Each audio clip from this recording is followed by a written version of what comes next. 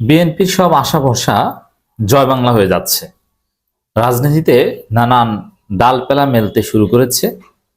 বিএনপির ভারপ্রাপ্ত চেয়ারপারসন, যিনি দেশে আসতে কিছুতেই সাহস করছেন না, সে তারেক রহমান নিজেই আশঙ্কা প্রকাশ করেছেন। তারেক রহমানের বক্তব্য, নির্বাচন বানচালে ষড়যন্ত্র ও ডালপালা মেলতে শুরু করেছে তারেক রহমান। আচ্ছা, নির্বাচন বানচালে ষড়যন্ত্র, আমি যে কথাটা বারবার বলি যে নির্বাচন ঠেকানো বা নির্বাচন যৌক্তিক সময় পর্যন্ত পিছিয়ে দেয়া বা সংস্কারের পর নির্বাচন করা, জনগণের যে এই যৌক্তিক দাবি, এটাকে বিএনপি বলবে নির্বাচন বানচাল, এবং এটাকেই তারা তাদের জীবন মরণের সাথে সম্পর্কিত করে, এবং এটাই সত্য। যেমন এই পাতানো নির্বাচন যদি বানচাল হয় অথবা স্থগিত হয়, তাহলে বিএনপির খেলা ধরা পড়ে যাবে, বিএনপি আর সফল হবে না। কারচুপি করে পেছনের দরজা দিয়ে বিএনপির ক্ষমতায় আসার রাস্তা বন্ধ হয়ে যাবে, আর কোনো উপায় থাকবে না। সেটাই হতে যাচ্ছে। তারেক রহমান মনে করছেন যে নির্বাচন বানচালের ষড়যন্ত্র হচ্ছে। এখন বানচাল তো বিএনপি বলবে, আমরা তো সরাসরি ওপেনলি বলছি যে এইভাবে কোনো নির্বাচন হবে না, ফেব্রুয়ারিতে কোনো নির্বাচন হবে না। নাসিরউদ্দিন পাটোয়ারি তো খোলামেলা বলেছেন, এবং জামাত বলেছে যে এইভাবে আমরা নির্বাচনে অংশ নিব না, আমাদের শর্ত পূরণ করেই নির্বাচন হতে হবে। এখন এই জায়গায় একটু পেছনে ফিরে মনে করুন, 2018 সালের নির্বাচন, 2014 সালের নির্বাচন, 2024 সালের ডামি নির্বাচন, সেগুলোর বিরুদ্ধে আমরা যখন কথা বলতাম, তখন আওয়ামী লীগ বলতো নির্বাচন বানচালে ষড়যন্ত্র হচ্ছে।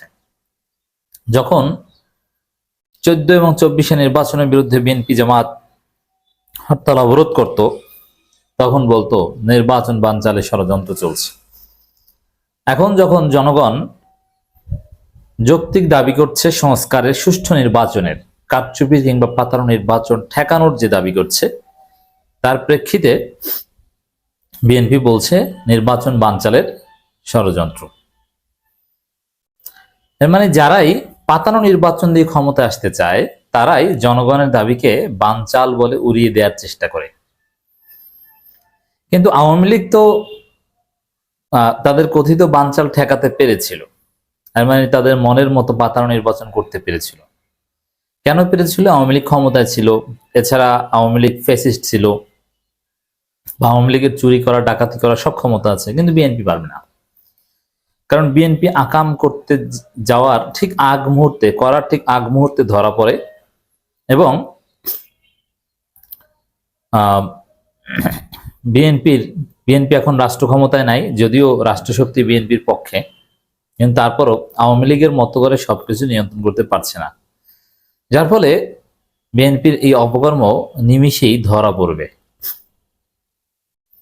জাতীয় নির্বাচন বানচালের ষড়যন্ত্র ডালপালা মেলতে শুরু করেছে উল্লেখ করে সকলকে সতর্ক থাকার আহ্বান জানিয়েছেন বিএনপির ভারপ্রাপ্ত চেয়ারম্যান তারেক রহমান। দেখেন, এটা নিয়ে রাগ ঢাকের কিছু নেই, সোজা সাপটা হিসাব।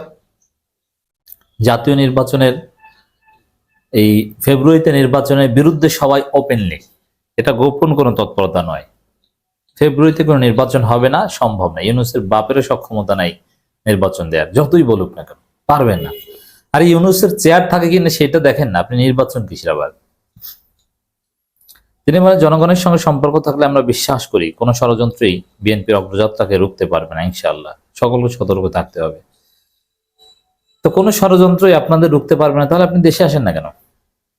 তো বুঝতে পারছেন যে ষড়যন্ত্রের কাছে আপনারা এখনো মাথা নত করে আসেন, এবং ভয়ে দেশে আসেন না।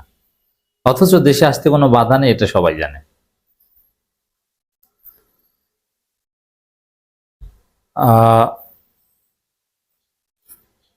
এছাড়া পরিস্থিতি ক্রমে জটিল করে তোলা হচ্ছে বলছেন।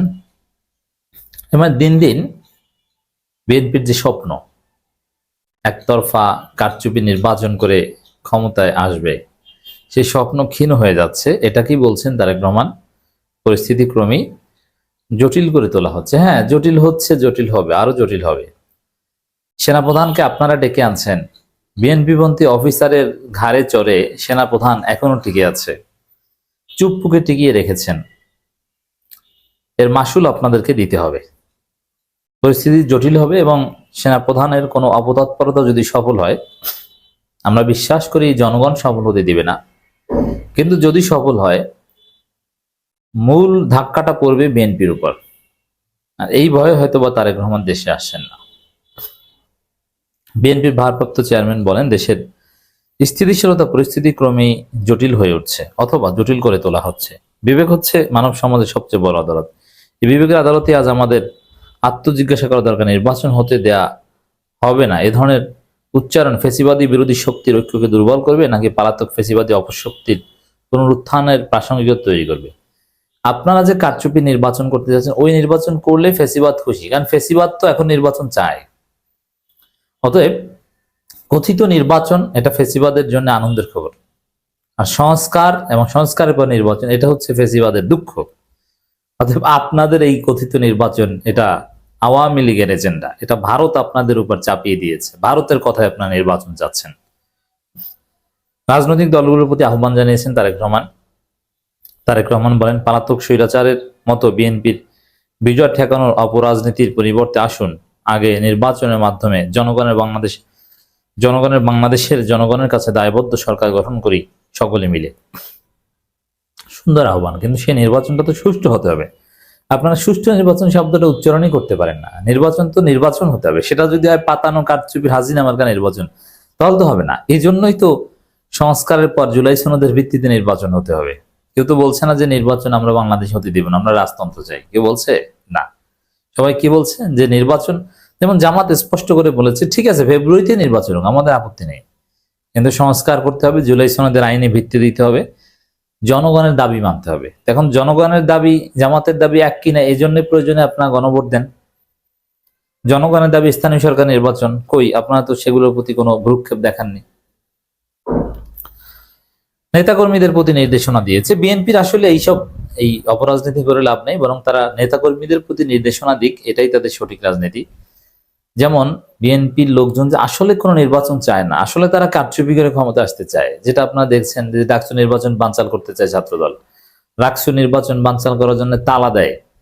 কি অবস্থা করছে রাজশাহী বিশ্ববিদ্যালয়, চট্টগ্রাম বিশ্ববিদ্যালয়ের শিক্ষার্থীদের উপর হামলা করে বিএনপি সন্ত্রাসীরা, কৃষি বিশ্ববিদ্যালয়ের শিক্ষার্থীদের উপর হামলা করে বিএনপি সন্ত্রাসীরা। বিএনপি এবং এজন্য বিএনপি আবার তাদেরকে বহিষ্কারও করে। নেতাকর্মীদের যে আচরণ, এগুলো হচ্ছে নির্বাচন বিরোধী আচরণ। এই ধরনের সন্ত্রাসী করলে তো নির্বাচন হবে না, এটা তো বুঝে। এর মানে আসলে এই সংস্কার ঠেকানো বা এগুলো বাদ দিয়ে এগুলো ঠেকাতে পারবেন না। সংস্কার হবে, বাংলাদেশে সুষ্ঠু নির্বাচন হবে, বরং আপনারা নেতাকর্মীদের সচেতন করুন, তাদেরকে চাঁদাবাজি, সন্ত্রাসী, শিক্ষার্থী এবং শিক্ষকদের উপর হামলা থেকে ফিরিয়ে আনুন, নির্বাচন বানচাল চেষ্টা থেকে ফিরিয়ে আনুন, আপনাদের জন্য লাভ হবে। মব ভায়োলেন্স প্রশ্রয় নয়, এটা বলছেন তারেক রহমান। মব ভায়োলেন্স এই শব্দটাই হচ্ছে ভারতীয় শব্দ, এটা ভারতের দালালদের তৈরি। মব মানেই হচ্ছে এখন আওয়ামী লীগের শব্দ, আওয়ামী লীগের পরিভাষা বিএনপি ব্যবহার করছে, যেটা দুঃখজনক। এর মানে আপনার আওয়ামী লীগের ফাঁদে, আওয়ামী লীগের ন্যারেটিভের ফাঁদে।